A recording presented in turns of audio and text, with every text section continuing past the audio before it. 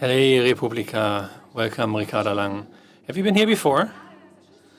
Yeah, I just told the backstage staff, I think 7 years ago or so, I worked as a moderator here, where you could sign up for the tiny stages, moderator for a day, get a ticket for free.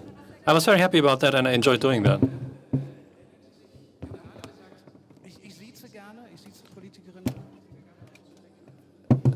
So, do you remember who was on stage that day? There was one talk that I moderated by Deutsche Bahn. I don't recall the talks exactly. I just remember at the end when we sang Queen together. That was the most memorable moment of the Republika. Yeah, I think we're going to do that again tomorrow.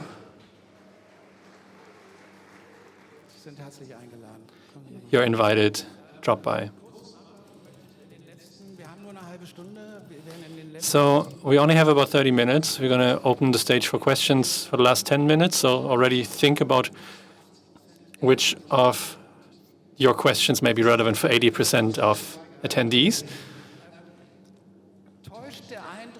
So it looks like since you're not a co-leader of the Green Party anymore, I can only recommend do jobs that you created yourselves, because then nobody can make any demands on you. You decide what you do yourself.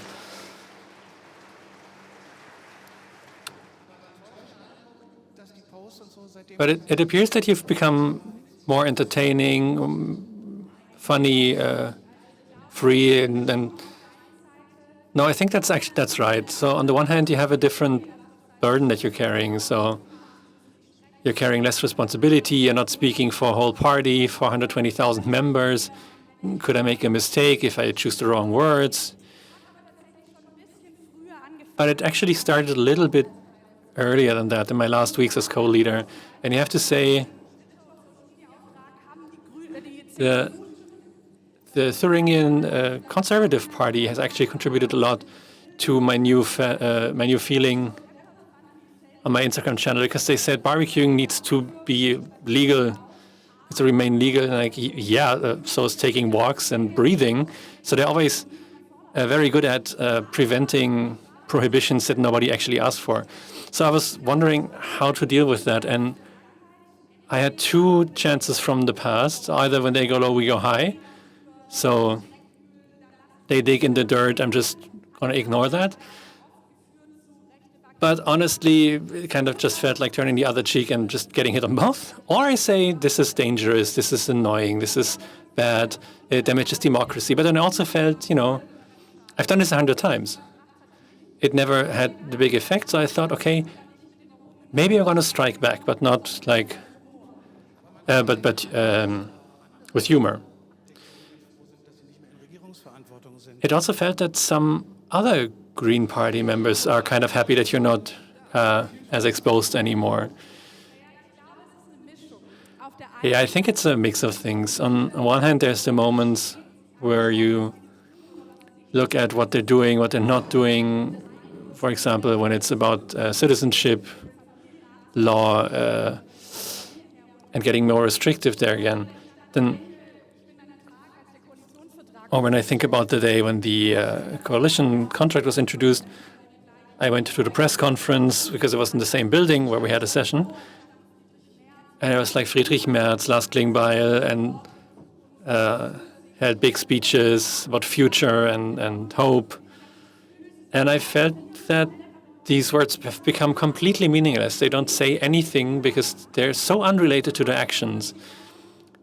And it makes you think, well, sucks not to be there, sucks to leave this to others, but then there's also the moments where you realize, okay, maybe in the opposition it's actually easier to do what we should have also done when we were in power, and that's to fight for and win the hearts of the people. So I think maybe we've been too much we've caring too much about kind of reflecting what people feel and think. And people seem to feel that migration is a risk, so that's unsurprising given how media portrays it. And you're always chasing like surveys and everything.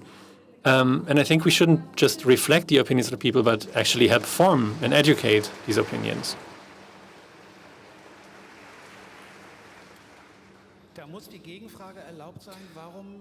So then the question is, why didn't you think of that before? I think it's really sad. I actually noted this as a question. As somebody who's working with communication, has made a lot of mistakes, I asked myself, why don't the Greens manage to stand up against these campaigns from, for example, Axel Springer Verlag? Why can't they resist that communicatively?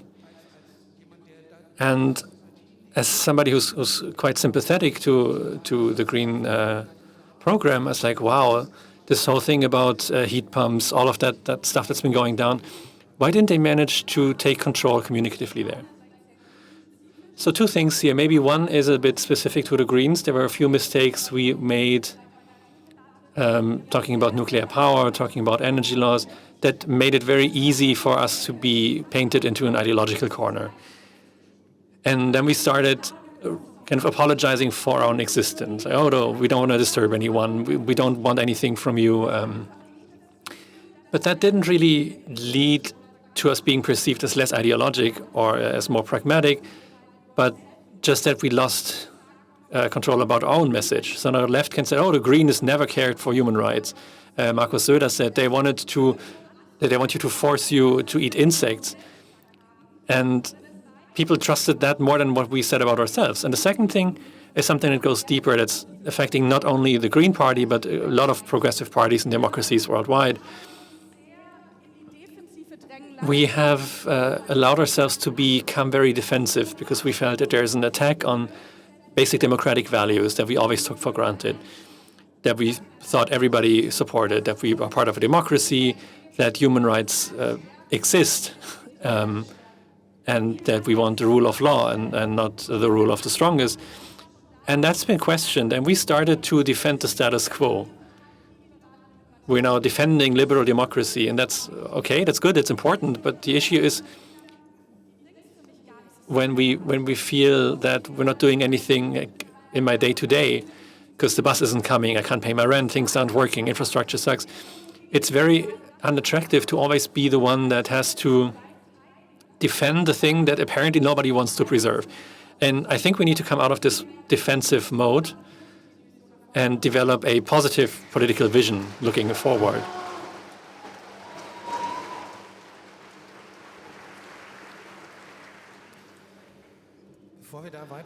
So before we get deeper into that, I have to take a step back here in my script questions that I never stick to.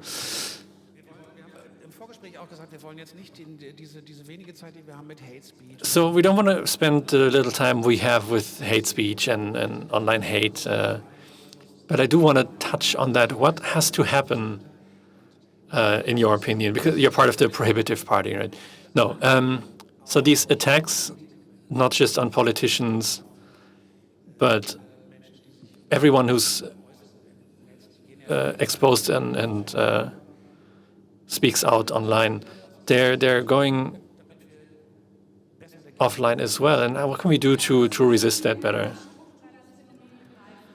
I think we need to look at that as more of a structural problem much more strongly. So I can talk about single measures we can take, how we need to educate police to better protect people. But we have to recognize we have a worldwide group of tech oligarchs.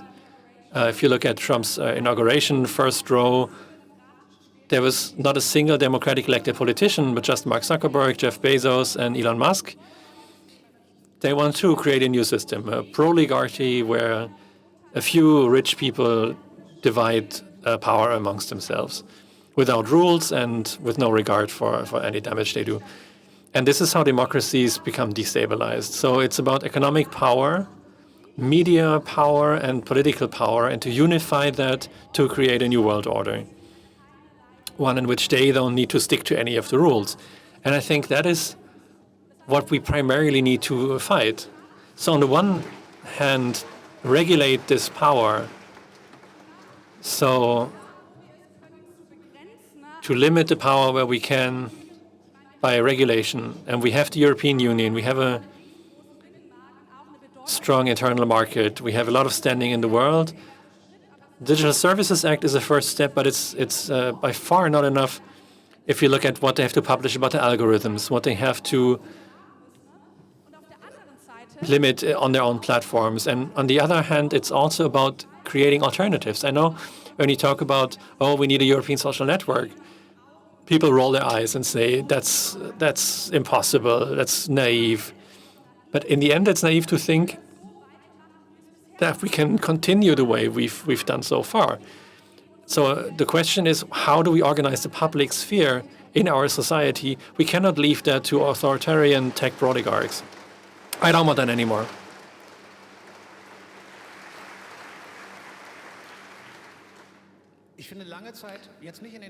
For a long time, maybe not the last few years, but the Greens weren't the foremost digital party that covered these topics. But I mean, that applied to most of German politics, and it's still the case for most of German politics today.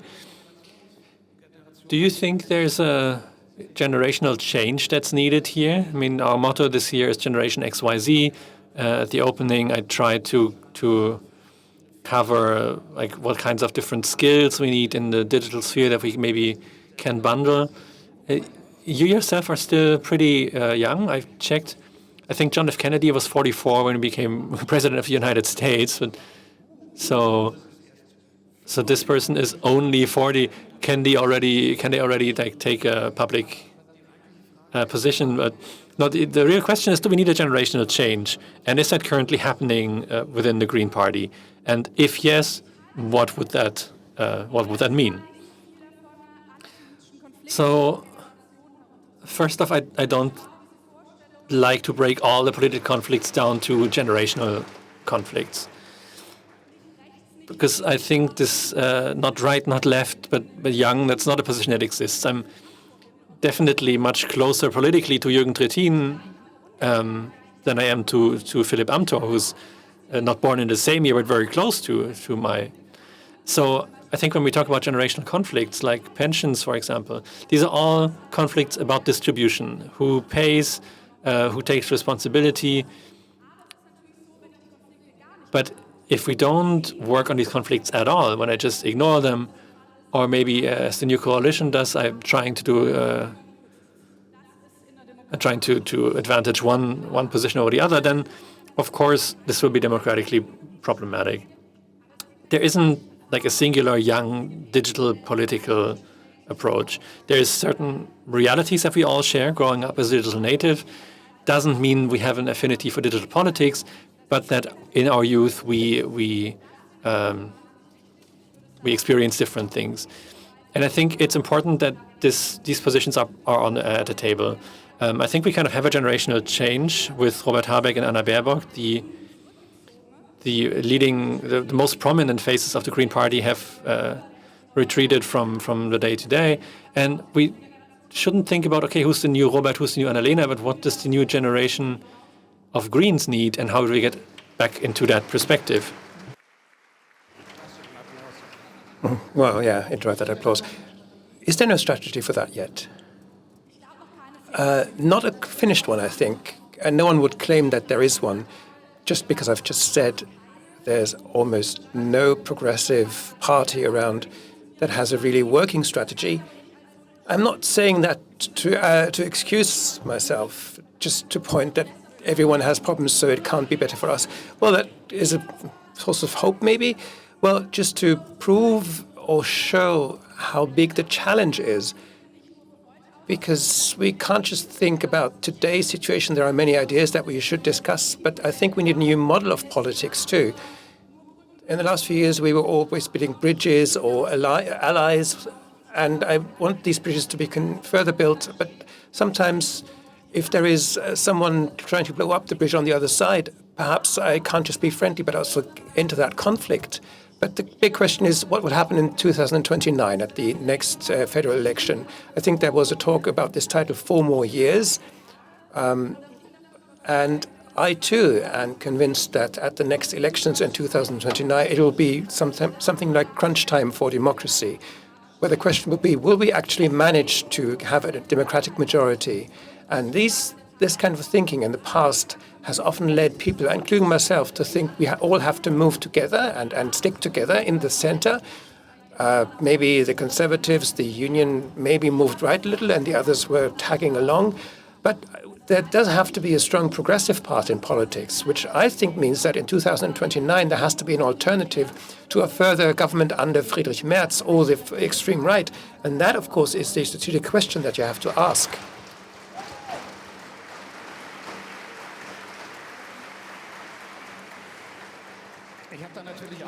Well, of course, I don't have an answer to that either, or a strategy. Otherwise, I'd have for a long time have been in political consultancy. Well, many of these don't have a strategy either. Well, if consultants had a strategy, then they wouldn't earn that much money, right? They would earn a few days of salary, and that would be that. Well, yes, of course, continuous aftercare or care for politicians. Anyway, we digress. The Greens were polling at 28% in 2021. You can read it up, and then it went down to about 22 quite quickly, but it's a huge gap between what they are today.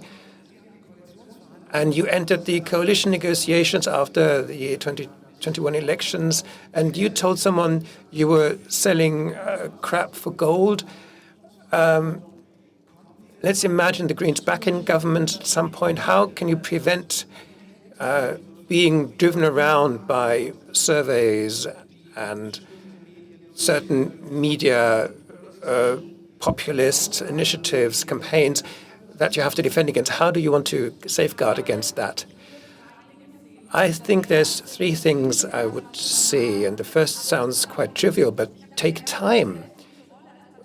In the role as a co-leader, where I was, I remember just rushing from one event to the next, being in that hamster wheel of politics, very intelligent, interesting people that I would meet and talk about the situation in East Germany, say, and that would be followed by 19 other events. And once I was at the end of the day going to bed, I wouldn't remember at all who I was talking to. So think in the long term, because you have to say the far right in most Western democracies have had long-term strategies from building up hegemony, while the progressive parties were just in this kind of hamster wheel. This is the next event, the next performance.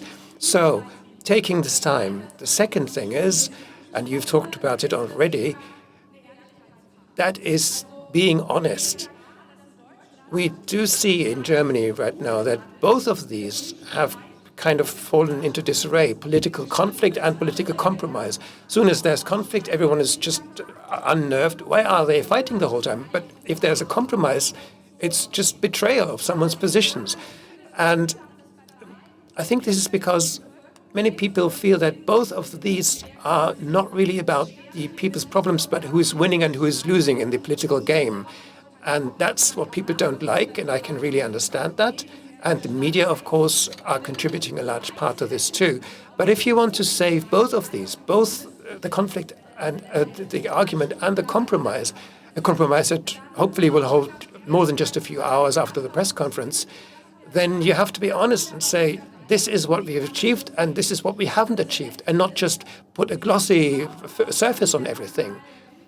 And if the wind is blowing in your face, just remember your own values and convictions and communicate these in a serious way. Because I think in politics we see, including in my own party and myself, how politics is kind of turned into legalese all the time. The first argument in a debate is always, oh, this is not going to be possible in terms of the law. And then many people will say, well, why don't you just change the law? You are the politicians, you are the decision makers and the legislative.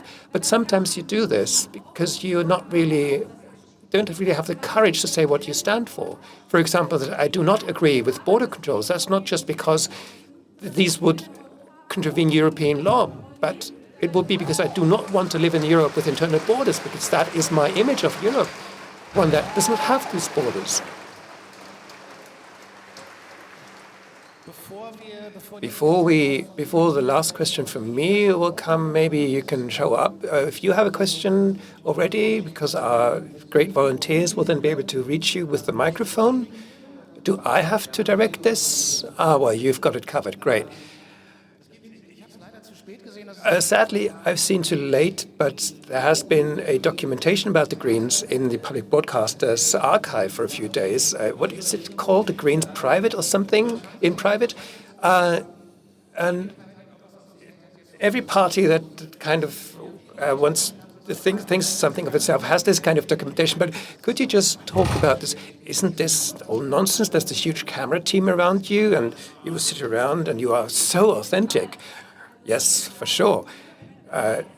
They were around all the time. I think there's one of these documentations that got quite close. That was the one about Kevin Kühnert, the Social Democrat politician who withdrew for health reasons. And I thought, amazing. He let the camera crew in these moments when he was just mouthing off about people. So I think these documentations can kind of show developments. It's not 100% authentic glance behind the stage, but you can see developments. And I had this very absurd experience when for 2 or 3 years I allowed Markus Feldenkirchen to accompany me with a camera for the confrontation format, thinking that at the end of this I would still be co-leader of the party. And then we kept postponing this. The broadcaster kept having problems with their time slot. And we moved a few months, and then it was September. And I said, OK, this Friday we will do this confrontation thing.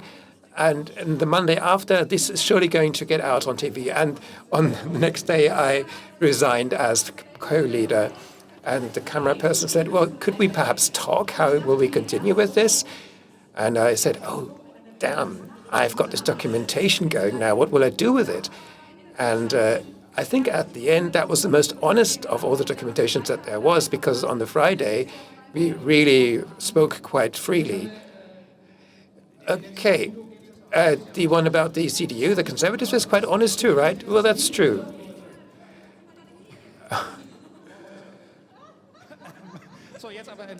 Okay, now on to your question, though. But people want authenticity, and when they get it, well.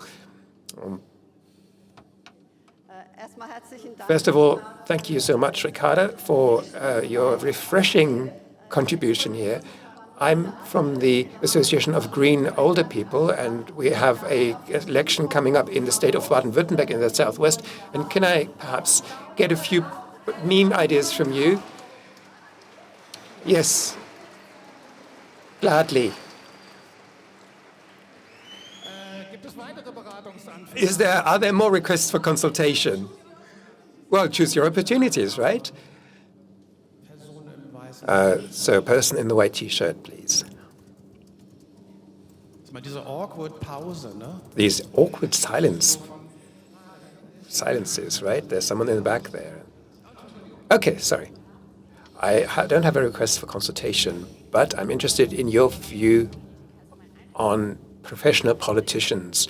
I think many young Greens enter the Parliament, the Bundestag, which is great. It's good to have young people there. And I'm asking myself, how do you reflect society if people are coming in maybe from academic families who have been to university themselves?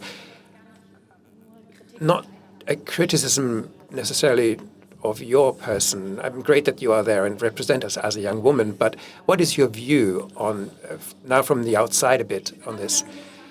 Well, that's quite interesting, because to me, the issue was, will I actually finish my course and graduate? And I think many questions like that are about people that just want to criticize me for something, anything. And I didn't take that too seriously.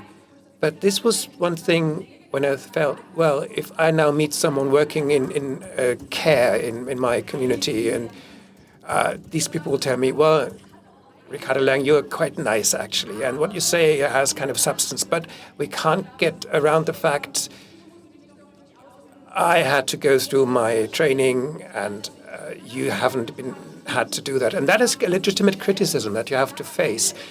And in the end, I think it needs very different types in politics. And the young people experienced this kind of Schrodinger's young politician syndrome. You have to be experienced, but you have to have had an experience in some vocation. That quite won't work together. And I think not every single person have to reflect all of this. But the problem with representation is, of course, that every party has to realize this. There is a problem with representation regarding women, persons with a migration history, which make up such a large part of the population, but they aren't really part of the conversation. And that also applies to people that haven't studied, that have just had some vocational training. And I think many debates in the parliament would look quite different. People would know what it means to work for a minimum wage or have to rely on state support.